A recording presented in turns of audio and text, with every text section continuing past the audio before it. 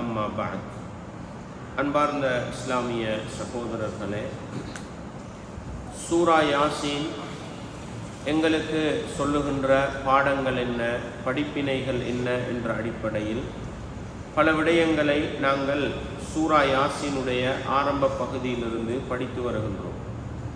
அந்த அடிப்படையில் சூரா யாசீனுடைய ஆரம்ப பகுதி அல் குர்ஆன் என்பது அல்லாஹுவின் வேதம் என்பதை உறுதி செய்வதோடு, அந்த அல் குர்ஆனை எடுத்து கொண்டு வந்த நபி அவர்கள் இறை தூதர் என்பதையும் அவர்கள் நேரான பாதையில் இருக்கிறார்கள் என்பதையும் உறுதிப்படுத்தியதோடு, நபிகளார் ஸல்லல்லாஹு அலைஹி வஸல்லம் அவர்களுடைய சத்திய அந்த மார்க்கத்தை ஏற்றுக்கொள்ளாதவர்கள், அல்லாஹுவினால் சத்தியத்திலிருந்து தடுக்கப்பட்டவர்கள், அவர்களுக்கு முன்னாலும் அல்லாஹ் தடையை போட்டு அவர்களுக்கு பின்னாலும் ஒரு தடையை ஏற்படுத்தி அவர்களுடைய கண் பார்வைகளை மூடி சத்தியத்தை ஏற்றுக்கொள்ள முடியாத அளவுக்கு அல்லாஹ் அவர்களை வழிகெடுத்து விடுவான் என்ற அந்த பகுதியை பார்த்தோம். அதே நேரம் நபிகளார் ஸல்லல்லாஹு அலைஹி வஸல்லம் அவர்களுடைய சத்திய மார்க்கத்தை ஏற்றுக்கொள்ளுகின்ற அந்த நல்ல மனிதர்கள் யார்? அல்லாஹ்வுடைய தூதரின் அச்சமூட்டி எச்சரித்தல் என்ற அந்த பகுதி யாருக்கு பயனளிக்கும்? இரண்டு பேருக்கு பயனளிக்கும் என்று பார்த்தோம். ஒன்று, அல்லாஹ் இறக்கி வைத்த வேதத்தை ஏற்றுக்கொள்ளுகிற மனிதர்கள், அதை பின்பற்றி நடக்கிற மனிதர்கள். இரண்டாவது, தன்னுடைய சொந்த வாழ்க்கையில், இரகசிய வாழ்க்கையில், தனிப்பட்ட வாழ்க்கையிலே அல்லாஹுவை பயந்து நடக்கின்ற மனிதர்கள், அவர்களுக்குத்தான் அறிவுரைகள் பயனளிக்கும் என்ற அந்த பகுதியை பார்க்கும்.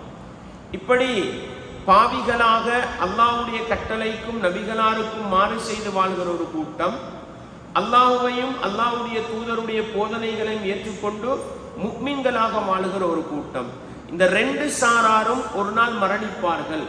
மரணித்த பிறகு அவர்களை நாங்கள் எழுப்புவோம் என்று சொன்ன அல்லாஹ், அவர்கள் இந்த உலக வாழ்க்கையில் வாழும் பொழுது நல்லது செய்திருந்தால் அந்த நல்லதையும் நாங்கள் எழுதி வைப்போம். அந்த நல்லது செய்த மனிதர்களை யாரெல்லாம் பின்பற்றி நல்லது செய்வார்களோ அவர்களுடைய நன்மைகளையும் சேர்த்து நாங்கள் எழுதி வைப்போம். யாரெல்லாம் அல்லாஹ்வுக்கும் அல்லாஹ்வுடைய தூதருக்கும் மாறு செய்வார்களோ அவர்களுடைய தீமைகளையும் நாங்கள் எழுதி வைப்போம். அவர்களை பின்பற்றி யாரெல்லாம் அந்த தீமைகளை செய்வார்களோ அவர்களுடைய தீமைகளையும் என்ன செய்வோம்? சேர்த்து நாங்கள் எழுதி வைப்போம். தெளிவான ஒரு ஏட்டிலே அவைகளை நாங்கள் கணக்கெடுத்து வைப்போம் என்று அல்லாஹ் சொன்ன அந்த செய்தியை நாங்கள் 12வது வசனம் வரையிலே பார்த்தோம்.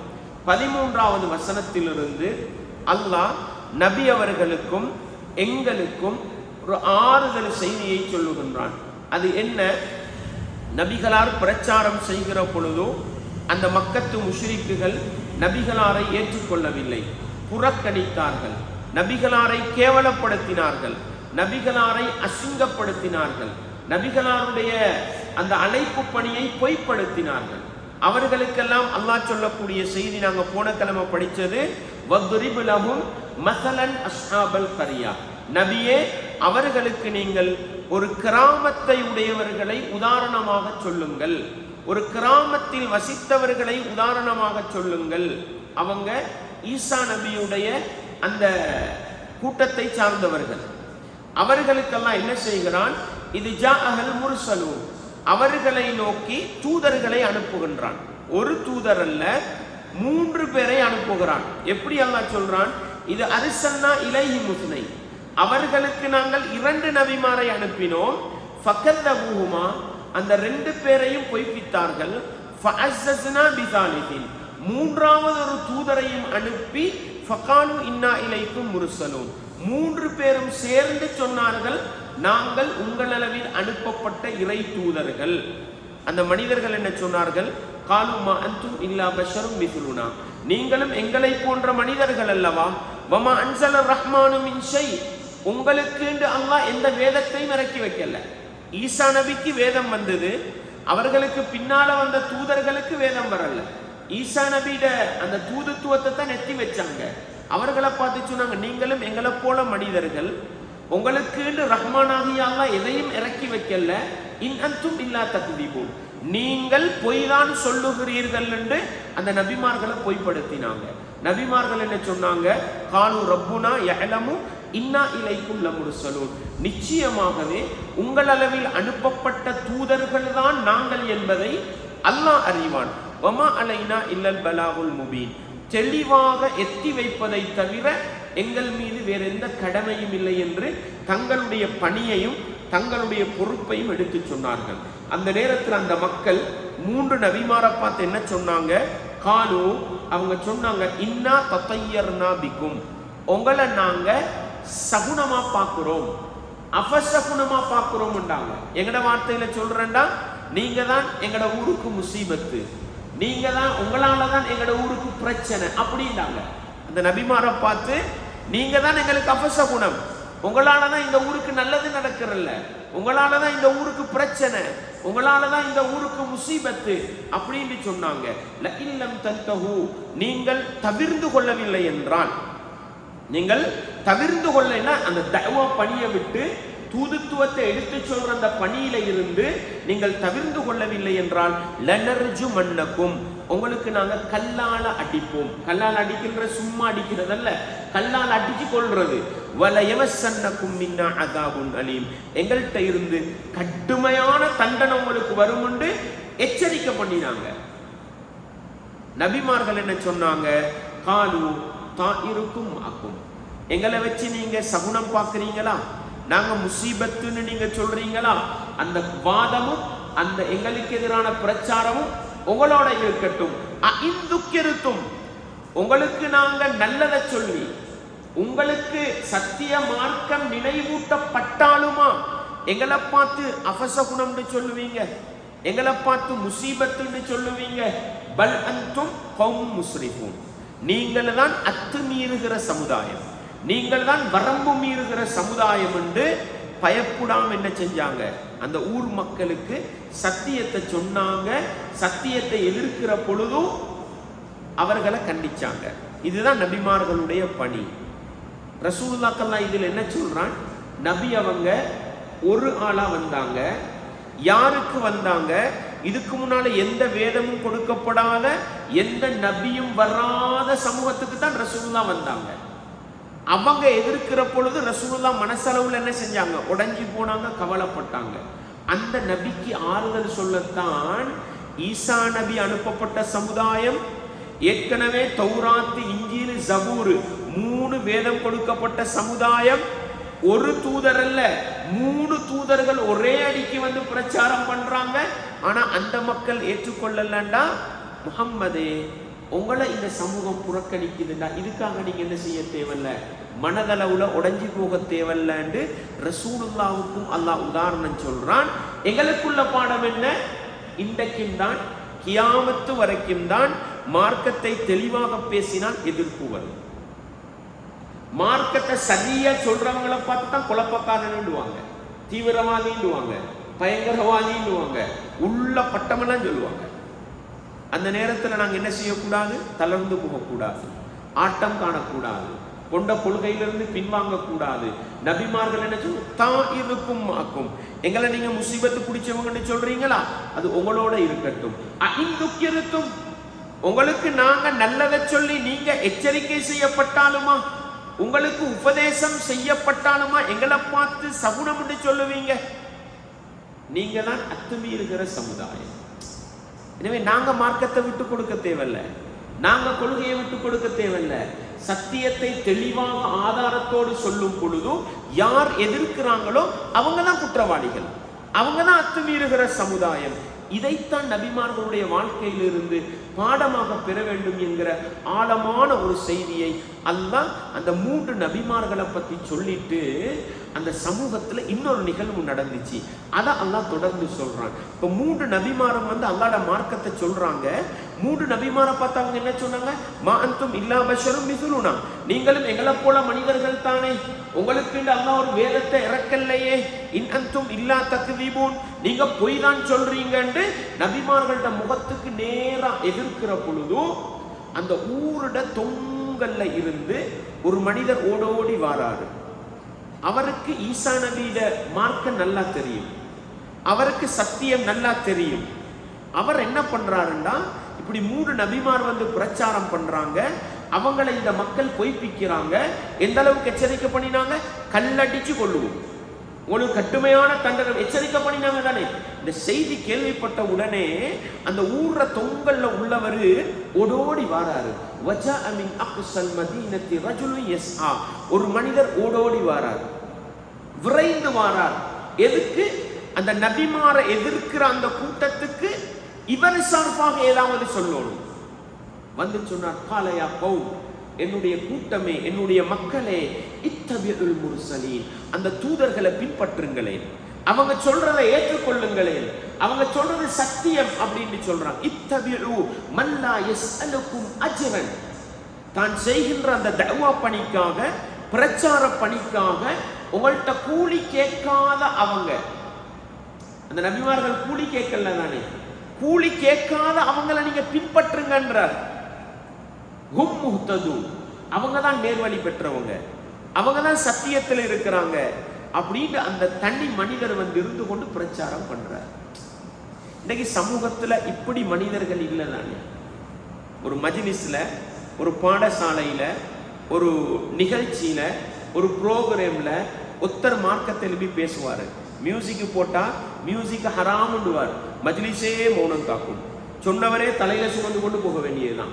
சமூகத்துல நாங்க நிறைய பார்ப்போமே. ஒரு குடும்பத்துல கல்யாணம் நடக்கும், திருமணம் நடக்கும், அந்த திருமணத்தில் ஒரு தவறு, ஒரு பிழை, ஒரு தப்பு நடக்கும். குடும்பத்துல மார்க்கத்தை தெரிஞ்ச ஒருத்தர், இது பிழப்பா, இதை செய்யாதீங்க, சீதனம் கொடுமை, இதை செய்யாதீங்க அப்படின்னு சொன்னா குடும்பத்துல மார்க்கம் தெரிஞ்சவங்களும் மௌனிகளா இருந்துட்டு போயிடுவாங்க. இவருக்கு எனக்கு தேவையில்லாத வேலை விரலிட்டு போயிடுவாங்க. இதுதான் இன்றைய சமூகத்துடைய நிலை. அன்றைக்கு 3 நபிமார்கள் பொய்ப்பிக்கப்படுற நேரம் அந்த ஊர்ல தொங்கல்ல சத்தியத்தை விளங்கிய ஒரு மனிதர் இருக்கிறார். அவரோட பாட்டுல போயிருக்கலாம், ஆனா ஓடோடி வந்தார். எதுக்கு தெரியுமா? அந்த மக்களுக்கு தனக்கு தெரிஞ்ச சத்தியத்தை சொல்றதுக்கு. எப்படி தெளிவாக சொல்றார்? காலையா கௌம், என்னுடைய கூட்டமே, என்னுடைய சமூக மக்களே, இத்தபிஉல் முர்சலீன், அந்த தூதர்கள், அவங்க உண்மையாளர்கள், அவர்களை நீங்க பின்பற்றுங்க. இத்தபிஉ மல்லா யஸ்அலுக்கும் அஜ்ரா, உங்களுக்கு மார்க்கத்தை சொன்னதுக்காக இந்த கூலியும் உங்கள்கிட்ட கேட்கலையே, அவரை நீங்க பின்பற்றுங்க. வஹும் முஹ்ததூன், அவங்க தான் நேர்வழி பெற்றவங்க என்று தெளிவாக சொல்லும் பொழுது இன்னொரு பக்கத்தையும் சொன்னார். வமாலியலா அஅபுதுல்லதி ஃபதரனி, என்னைய படைச்சவனை ஏன் நான் வணங்கப்படா, என்னைய படைச்சவனை ஏன் நான் வணங்கப்படான்னு அறிவுபூர்வமாக உணர்த்தினார். அவர் வந்து சத்தியத்தை சொல்ற நேரம் இந்த மக்கள் எதிர்த்தாங்க. இந்த மக்கள் நீ யாரப்பா எங்களுக்கு சொல்லன்னு கேட்டிருப்பாங்க. அவர் அதுக்கு தெரிஞ்ச வமாலியலா அஅபுதுல்லதி ஃபதரனி, என்னைய படைச்சவனை ஏன் நான் வணங்கக்கூடாது? கல்லையும் மண்ணையும் சிலைகளையும் வணங்குகிற அந்த சமூகத்துக்கு முன்னால அவர் அறிவுபூர்வமா பேசினார். என்ன பேசினார்? என்னைய படைச்சவனை ஏன் நான் வணங்கப்படாது? இன்றைக்கு நாங்க மக்களுக்கு முன்னால மார்க்கத்தை சொல்லும் பொழுது இன்றைக்கு முஸ்லிம் சமூகம் அல்லாஹ் தந்த வேதம் அல் குர்ஆன் தான் ஏற்றுக்கொண்டிருக்கிறாங்க. ஏன் அந்த குர்ஆனை நான் பின்பற்றக்கூடாது? அல்லாஹ் தந்த வேதத்துக்கு பின்னால ஏன் நான் போகப்படாது? இன்றைக்கு ஒட்டுமொத்த முஸ்லிம்களும் அல்லாஹ்ட தூதரை நபியை ஏற்றுக்கொண்டிருக்கிறாங்க. முஹம்மது ரசூலுல்லாஹ்னு வாய் நிறைய சொல்றாங்க. குர்ஆன் சுன்னா தான் எங்களுக்கு அடிப்படைன்னு எல்லாரும் சொல்றாங்க. இல்லையா? எந்த ஜமாத் எடுத்துக்கோங்க, ஒரு கூட்டம் அரபுல சொல்லும், இன்னொரு கூட்டம் தமிழ்ல சொல்லும். தீன் என்பது அல்லாஹ்ட கட்டளை, ரசூலுல்லாஹ்ட வாழ்க்கை வழிமுறை. அல்லாஹ்ட கட்டளை அல் குர்ஆன், ரசூலுல்லாஹ்ட வாழ்க்கை வழிமுறைனா சுன்னா, ஹதீஸ். ஒரு கையில் இறை வேதம், மறு கையில் நபி போதம். குப்பு சமூகம், தரீக்கத்து சமூகம் அதைத்தான் சொல்லுது. நாங்க அரபுல குர்ஆன் ஹதீஸ்ன்றோம். அல்லாஹ்ட வேதம் அல் குர்ஆன் சொன்னதை ஏன் நான் பின்பற்றக்கூடாது? அல்லாஹ்ட தூதர் காட்டி தந்ததை ஏன் நான் பின்பற்றக்கூடாது? இன்னைக்கு மக்களுக்கு இப்படி அழகா தெளிவா மார்க்கம் சொல்றாங்க இல்ல. அந்த மனிதர் அந்த ஊர் தொங்கல்ல இருந்து ஓடோடி வந்த அந்த மனிதர் மக்களை பார்த்து அறிவுபூர்வமா சொன்னார், வமாலியலா அஅபுதுல்லதி ஃபதரனி, என்னைய படைச்சவனை ஏன் நான் வணங்கக்கூடாது? வஇலைஹி துர்ஜஊன், அவன் பக்கம் தானே நான் திரும்பி போவேன். இன்றைக்கு மௌத்தா போனா நாளைக்கு நான் அவன் பக்கம் தானே திரும்பி போவேன். ஏன் தெரியுமா இவர் இந்த வார்த்தையை சொல்றாரு? அந்த 3 நபிமாரையும் அவங்க எப்படி எச்சரிக்கை பண்ணினாங்க? கல்லடிச்சு கொள்ளுவோம், எங்கள்கிட்ட இருந்து கடுமையான தண்டனை வரும். 3 நபிமாருக்கே இப்படி சொன்னாங்கண்டா எங்கிருந்தோ வந்த ஒருவர் மார்க்கத்தை சொன்னா என்ன சொல்லுவாங்க? அதே எச்சரிக்கை தான் வரும். இவருக்கு தெரியும் இப்ப என்னைய கொள்ளுவாங்க, எனக்கு அடிப்பாங்க, கல்லால் அடிப்பாங்க. அதுக்கு தான் அவர் சொன்னாரு, என்னைய படைச்சவனை ஏன் நான் வணங்கக்கூடாது? அப்படித்தான் நீங்க என்னைய கொலை செஞ்சா நான் திரும்பி போறதும் யார் பக்கம் தான்? என்னைய படைச்சவன் ரப்பின் பக்கம் தான் என்று தண்ணி ஆளானிட்டு கொண்டு 3 நபிமாருக்கும் சப்போர்ட் கொடுக்கறதுக்காக மார்க்கத்தை பேசிட்டு சொன்னாரு, அத்தஹிது மின் தூனிஹி ஆலிஹத்தன், அல்லாஹ்வை விட்டுட்டு அல்லாஹ் அல்லாதவர்களை நான் கடவுளா எடுத்துக்கொள்ளவா? அறிவுபூர்வமா பேசினார். ரசூலுல்லாஹ்வை விட்டுட்டு தனி மனிதர்களை நான் பின்பற்றவா? இன்றைக்கு நாங்க தௌவா செய்யறோம். குர்ஆன் சுன்னா தெளிவாக சொன்னதை விட்டுட்டு ஊர்வலமைக்கு பின்னால நான் போகவா? அல்லாஹ்ட தூதர் காட்டி தந்த சுன்னாவை விட்டுட்டு குடும்ப விருப்பத்துக்கு பின்னால நான் போகவா? இப்படி தெளிவா மார்க்கம் பேசுவோமா? பேச மாட்டோம். ஆனா அந்த மனிதர் சொன்னாரு, வமாலியலா அபுதுல்லதி ஃபத்தரனி, என்னைய படைச்சவன் அந்த ரப்ப வணங்காமைக்கிறதுக்கு எனக்கு என்ன பிடிச்சிக்கு? வஇலைஹி துர்ஜஊன், நான் திடீர்னு மௌத்தா போனாலோ கொலை செய்யப்பட்டாலோ திரும்பி போறது யார் பக்கம்? அல்லாஹ்வின் பக்கம். அத்தஹிது மின் தூனிஹி ஆலிஹா, அல்லாஹ்வை விட்டுட்டு வேறு கடவுள்களை நான் வணங்கவா? இயுரிதினிர் ரஹ்மானு பிதுர்ரின், ஏண்ட ரஹ்மானாகிய அல்லாஹ் எனக்கு ஏதாவது தீங்கு செய்ய நினைச்சிட்டா, லா துகுனி அன்னி ஷஃபாஅத்துஹும், நீங்க வணங்குற அந்த கடவுள்கள் இருக்குதே அவர்களோட பரிந்துரைகள் ஏற்றுக்கொள்ளப்பட மாட்டாது. அல்லாஹ்வை பத்தி சொல்றார் என்ன? அல்லாஹ் எனக்கு ஒரு தீங்கு செய்ய நினைச்சிட்டா நீங்க வணங்குற சிலைகளால அல்லாஹ் கிட்ட பேசி நிப்பாட்டேலாம். எனக்கு ஒரு நல்லது செய்ய நினைச்சிட்டாலும் உங்களால் ஒன்றும் செய்யல. பலா யுன்கிதூன், நீங்க என்னைய பாதுகாக்க மாட்டீங்க, உங்களோட கடவுள்கள் என்னைய பாதுகாக்காது. தெளிவா சொன்னார். அவங்க எப்படி அழகான தஅவா, அத்தஹிது மின் தூனிஹி ஆலிஹா, அல்லாஹ்வை விட்டுட்டு வேறு கடவுள்களை நான் வணங்கவா? இயுரிதினிர் ரஹ்மானு பிதுர்ரின், ஏண்ட ரப்பு எனக்கு ஒரு தீங்கு செய்ய நாடி விட்டால் அந்த தீங்கை அவர்கள்டா யாரு? அந்த சமூகம் வணங்கிக்கிற சிலைகள், அவர்களால தடுத்து நிறுத்த முடியுமா? வலா யுன்கிதூன், அல்லாஹ் எனக்கு ஒரு தீங்க செய்ய நினைச்சிட்டா இவர்களால பாதுகாக்கலுமா? முடியாது. இன்னி இதல்ல ஃபீவலாலி முபீன், எனக்கு அல்லாஹ் தந்த தீங்க தடுக்க முடியாத, என்னை பாதுகாக்க முடியாத அந்த சிலைகளை நான் வணங்குவேனாக இருந்தால், என்னை படைத்தவன் ரப்பு அல்லாஹ்வை வணங்காமல் இருப்பேனாக இருந்தால், இன்னி இதல்ல ஃபீவலாலி முபீன், நான் மிக தெளிவான வழிகேட்டில போயிருவேன் என்று அந்த மக்களுக்கு தஅவா செஞ்சிட்டு சொன்னாரு. இன்னி ஆமன்து பிரப்பிக்கும், அந்த 3 தூதர்களையும் பார்த்து அவர் பிரச்சாரம் செய்யும் பொழுதே விளங்குது அவர் யார் தான், முஃமின் தான் என்றது விளங்குது, உறுதிப்படுத்துற அந்த 3 தூதர்களை பார்த்து சொன்னார், இன்னி ஆமன்து பிரப்பிக்கும், உங்களுடைய ரப்பை நான் ஈமான் கொள்ளுகிறேன். எதுக்கு இதை சொன்னார் தெரியுமா? மக்களுக்கு உறுதிப்படுத்துறதுக்காக. உங்களுக்கு நான் மார்க்கத்தை சொல்லிட்டு நான் சும்மா பூசுறதுக்கோ மலுப்புறத்துக்கோ சொல்லல, நானும் அந்த 3 தூதர்களையும் தூதர்களாக ஏற்றுக்கொண்டு அவர்களுடைய ரப்பத்தான் யாரு நானும் நம்பி இருக்கிறேன், நான் ஒரு உண்மை முஃமின் என்றதை காட்டுறதுக்கு சொன்னார். இன்னி ஆமன்து பிரப்பிக்கும், உங்களுடைய ரப்பை நானும் ஏற்றுக்கொள்கிறேன், விசுவாசிக்கிறேன். ஃபஸ்மஊன், நான் சொல்றதை நீங்க கேளுங்க. இந்த இடத்துல ஃபஸ்மஊன்றதுக்கு நீங்கள் சாட்சியாளர்களாக இருந்து கொள்ளுங்கள். அந்த 3 தூதர்களையும் சாட்சியாக வைத்தார். நடந்தது என்ன தெரியுமா? அவர் கொலை செய்யப்பட்டார். இப்னு அப்பாஸ் ரதியல்லாஹு அவங்க சொன்னாங்க, இவருடைய பெயர் ஹபீபுன் நஜ்ஜார் என்றாங்க. இவருடைய பேரு ஹபீபுன் நஜ்ஜார் என்றாங்க. தஃப்சீர்ல இந்த வசனங்களுக்கு விளக்கம் சொன்ன, குர்ஆனுக்கு விளக்கம் சொன்ன எல்லா அறிஞர்களும் மாதிரி அவருடைய பேர் ஹபீப்ட்டாங்க. ஹபீபு நஜ்ஜார் என்று சொன்னா கொத்தன் என்று சொல்லுவோமே நாங்க, இந்த மரப்பலகைகள்ல கொத்தி கொத்தி வேலை செய்வாங்களே, அது ஹபீபுன் நஜ்ஜார் என்றாங்க. அவர் ஏற்கனவே அந்த நபிமார்களை ஏற்றுக்கொண்டவர்.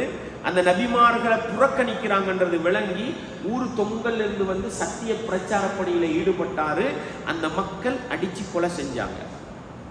எந்த அளவுக்குன்னு சொன்னா, வஹப் இப்னு முனப்பி அவங்க வந்து நிறைய அந்த யூதர்கள் கிறிஸ்தவர்களோட தௌராத் இஞ்சில்ல உள்ள கருத்துக்களை பதிவு செய்வார். அவங்க சொன்னாரு, இப்னு அப்பாஸ் ரலியல்லாஹு அன்ஹு அவங்க அந்த அந்த தௌராத் இஞ்சில்ல இருந்து கருத்துக்களை சொல்லக்கூடிய அந்த அறிஞர் அவருடைய கூற்றாக சொன்னாங்க, இவர் வந்து அந்த இடத்திலேயே அடித்து கொலை செய்யப்பட்டார். அடித்து கொலை செய்யப்பட்டார். அதனாலதான் அவர் கொலை செய்யப்படுறதுக்கு முன்பு ஒரு வார்த்தையை சொன்னாரு, என்னைய படைச்சவன்றப்ப வணங்காம இருக்க எனக்கு என்ன நடந்தீங்க, எனக்கு வமாலியலா ஆகுது, எனக்கு என்ன பிடிச்சிக்கு, இலையை துருஜூன், நான் அல்லாஹ்வின் பக்கம் தான் திரும்பி போவேன். அடுத்தது என்ன சொன்னாரு, அல்லாஹ் எனக்கு ஒரு தீங்க நாடிட்டா உங்களால தடுக்கலாம். அதை அவர் அதுக்கு தெரியுமா சொன்னார், நீங்க எல்லாரும் சேர்ந்து இப்ப என்னைய கொல்லுவீங்க, அல்லாஹ் இன்றைக்கு நான் மௌத்தா போகணும் கொலை செய்யப்படணும்னு முடிவெடுத்திருந்தா உங்களால் அதை என்ன செய்யலாம், தடுத்து நிறுத்தலாண்டு தன்னுடைய உள்ளத்துல இருந்த அல்லாஹ்வின் மீது உள்ள ஆழமான நம்பிக்கை எடுத்து சொன்னாரு. அவர் அந்த இடத்திலே கொலை செய்யப்பட்டார். கொலை செய்யப்படுற நேரம் தான் அந்த நபிமார்களை சுட்டி காட்டி, ஆமத்து பிரப்பிக்கும், நான் உங்களுடைய ரப்பை ஏற்றுக்கொண்டேன், ஃபஸ்மஊன், இதை நீங்க உங்களோட காதால கேட்டுக்கோங்க, மறுமையில் என்ன செய்யுங்க, நான் உண்மையான முஃமின்றதுக்கு நீங்க சாட்சி சொல்லுங்கன்னு தன் உள்ளத்தில் உள்ள ஈமான அப்படியே எடுத்துன்னு சொன்னாரு. அந்த மக்களுக்கும் தஅவாவை செஞ்சுட்டு கொலை செய்யப்பட்டார். அல்லாஹ் குர்ஆன்ல அந்த நல்ல மனிதருக்கு அல்லாஹ் உடனடியாக கொடுத்த கிஃப்ட சொல்லி காட்டினார். என்ன, கீல துகுலில் ஜன்னா, அந்த மனிதரை பார்த்து உடனடியாக கட்டளையிடப்பட்டதாம், உதுகுலில் ஜன்னா, சுவர்க்கம் நுழை என்று சொல்லப்பட்டதாம். சுவர்க்கம், உடனே அந்த மனிதருக்கு என்ன அல்லாஹ் சுவர்க்கத்தை பரிசாக கொடுத்தான் என்ற செய்தியை ரசூலுல்லாஹ்வுக்கு அல்லாஹ் குர்ஆன்ல சொல்லி காட்டினார். அல்லாஹ்ட மார்க்கத்துக்காக, தஅவா பணிக்காக, இஸ்லாமிய பிரச்சாரத்துக்காக ஒருவர் இந்த உலகத்தை இழந்தால் அவருக்கு அல்லாஹ் என்ன பரிசா கொடுப்பான், சுவர்க்கத்தை. ரசூலுல்லாஹ் சொன்னாங்க, யுத்த களத்தில் ஷஹீதாக கூடிய ஒரு மனிதன் பச்சை பறவை வடிவத்தில் சுவர்க்கத்தில் சுத்தி திரிவாருன்னாங்க. கியாமத்துல தான் சட்டப்பூர்வமா சுவர்க்கம் கொடுக்கப்படும், மறுமை நாளையில. அதுக்கு முன்னாலேயே சுவர்க்கம் போற பாக்கியம் யாருக்கு கிடைச்சிருக்குது, இந்த ஹபீபுன் நஜ்ஜார் என்ற இந்த மனிதருக்கு கொடுக்கிற கீல துகுலில் ஜன்னா, அவரை பார்த்து சொல்லப்பட்டது, நீ சுவர்க்கத்துக்குள் நுழைந்து கொள். அவர் மௌத்தா போன புறவும் அவருடைய உள்ளத்தில் உள்ள ஆதங்கத்தை வெளிப்படுத்தினாராம். நல்லா விளங்கிக்கங்க, கபர்ல வைக்கப்பட்ட பிறகு ஒரு சில மனிதர்கள் பேசுற செய்திகள், ஒரு சில மனிதர்கள் ஆதங்கப்படுற செய்திகளை ரசூலுல்லாஹ் எங்களுக்கு சொல்லி காட்டினாங்க. ஒரு மனிதர் மௌத்தா போய் சந்தூக்குல மனிதர்கள் சுமந்துட்டா நல்ல ஜனாசா சொல்லுமாம், என்னைய அவசரமா கொண்டு போங்க, அவசரமா கொண்டு போங்கன்னு நல்ல ஜனாசா சொல்லுமாம். கெட்டதை சொல்லுமாம், என்னை எங்க கொண்டு போறீங்க, என்னை எங்க கொண்டு போறீங்கன்னு சொல்லுமாம். இது ரசூலுல்லாஹ் சொன்னாங்க. இது இன்றைக்கும் உலகத்துல நடக்கிறது. அதே போல கபருளுக்கு வைக்கப்பட்ட நல்ல மனிதர், அவருக்கு நல்ல பாக்கியம் கிடைக்கப்பட்டால் என்ன சொல்லுவார், ரப்பி ரிஜிஊனி, என்னைய கொஞ்சம் திருப்பி அனுப்பு ரப்பே, எனக்கு நீ தார பாக்கியத்தை நான் என் குடும்ப உறவுகளுக்கு சொல்லிட்டு வாரேன்னு வாராம். இல்லை இல்லை, நீ நல்ல முறையில தூங்குன்னு அவரை பார்த்து சொல்லப்படுமா. இது ஒவ்வொரு நல்ல மனிதருக்கும் கிடைக்கிற பாக்கியம்னு ரசூலுல்லாஹ் ஹதீஸுகள்ல சொன்னாங்க. இந்த ஹபீபுன் நஜ்ஜாருக்கு நடந்த அந்த நலவை அல்லாஹ் குர்ஆன்ல சொல்றான், அவருக்கு சுவர்க்கத்தில் நுழைந்து கொண்டு சொல்லப்பட்டுச்சாம். உடனே அவர் என்ன தெரியுமா சொன்னார், கால யா லைத கௌமி யஅலமூன், எனக்கு அந்த நபிமார்களை ஏற்றுக்கொண்டதற்காக, அல்லாஹ்வை ரப்பாக ஏற்றுக்கொண்டதற்காக உலகத்தில் நான் கொலை செய்யப்பட்டேனே, என்ற சமூகம் தானே என்னை கொலை செஞ்சிச்சு, அல்லாஹ் எனக்கு சுவர்க்கத்தை தந்தானே, யா லைத கௌமி யஅலமூன், எனக்கு சுவர்க்கம் பரிசாக கிடைச்சதுன்ற இந்த நல்ல செய்தியை என்ற சமுதாய மக்கள் அறிஞ்சு கொள்ள கூடாதாண்டு மௌத்துக்கு பின்னாலேயும் என்ன செய்தாராம், அவர் கை சேதப்பட்டார், கவலைப்பட்டார் என்ற ஒரு செய்தியை அல்லாஹ் சொல்றான். பிமா கஃபர் அலி ரப்பி, ஏண்ட ரப்பு என்ற பாவங்களை எல்லாம் மன்னிச்சு, வஜஅலனி மினல் முக்ரமீன், என்னை கண்ணியப்படுத்தப்பட்டவர்களோடு அல்லாஹ் சேர்த்து விட்டான் என்ற அந்த நல்ல செய்தி யாருக்கு தெரியக்கூடாதா, என்னை கொலை செய்தவர்கள், அந்த நபிமார்களை எதிர்த்தவர்கள் அந்த சமுதாயத்துக்கு தெரியக்கூடாதாண்டு மௌத்துக்கு பின்னாலே என்ன செய்தாராம், கவலைப்பட்டார் என்ற செய்தியை அல்லாஹ் எனக்கும் உங்களுக்கும் சொல்லி காட்டுறான். விளங்கிச்சா உங்களுக்கு? எனவே உலகத்துல இந்த ஒரு மனிதர் வரலாறு சொல்லி காட்டுறான். உலகத்துல மக்களுக்கு நல்லதை சொன்னார், அதன் காரணமாக கொலை செய்யப்பட்டார். வாழும் பொழுதும் என்ன ஆசைப்பட்டார்? மக்களுக்கு சத்தியம் போய் சேரணும். மௌத்தா போன பிறகும் அவர் எதுக்கு கவலைப்பட்டாரு? அல்லாஹ் எனக்கு சுவர்க்கத்தை தந்தானே, என்ற பாவங்களை எல்லாம் மன்னிச்சு என்னை நல்லவர்களோடு சேர்த்து விட்டானே, இந்த பாக்கியம் எனக்கு கிடைச்சதுன்றது என் சமுதாய மக்களுக்கு தெரியக்கூடாதான்னு கை செய்யப்பட்டாராம். அப்படி ஒரு நல்ல மனிதர்கள் வரலாற அல்லாஹ் எனக்கும் உங்களுக்கும் ஏன் சொல்லி காட்டுறான்டா, சத்தியம் பேசப்படுற நேரத்துல உங்களுக்கு சத்தியம் தெரியும்டா மௌனிகளா போகாது. பேசுற மனிதனுக்கு ஒரு சப்போர்ட், பேசுற மனிதனுக்கு ஒரு ஒத்துழைப்பு கொடுங்க. இன்னைக்கு சமூகத்துல இல்லாத பிரச்சனை அதுதான். அது இருந்தா சத்தியம் வளரும், சத்தியத்துக்கு பலம் கிடைக்கும். எனவே நீங்க எங்கேயாவது ஒரு மனிதர் சத்தியத்தை பேசுறத கண்டீங்கன்னா அவருக்கு பலமான இல்லைங்க, அவருக்கு பக்கப்பலமா. சில நேரம் நீங்க வெளியூர்ல இருந்து போயிருப்பீங்க, உங்களைத்தான் எதிர்ப்பாங்க.